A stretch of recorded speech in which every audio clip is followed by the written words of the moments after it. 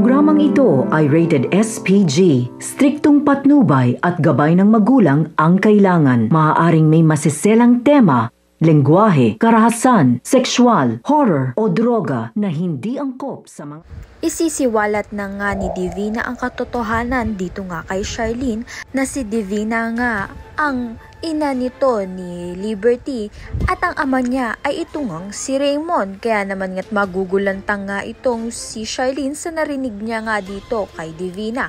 Kaya naman nga't agad-agad ay kinumpunta niya nga itong si Raymond at patuloy pa rin ngang nagde-deny itong ngang si Raymond na sinisiraan nga lang raw siya nito ni Divina.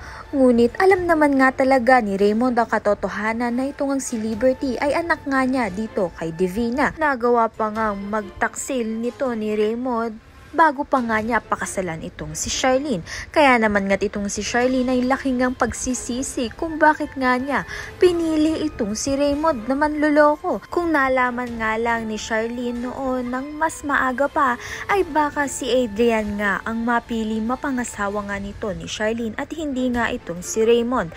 Ngunit nangyari na nga ang nangyari, kaya naman nga't itong si Charlene ay pagtutuusan na nga lang ng oras ang anak niya ngang si Princess dahil masaya nga siyang nakalaya na nga itong si Princess at makakasama na nga ni Princess itong ngang tatay dado niya at malalaman na nga rin ni Princess ang katotohanan na ang kanyang tunay na ina ay itong ngang si Charlene. Ayan at iba pa ang dapat nating pakaabangan. Maraming salamat sa iyong panonood.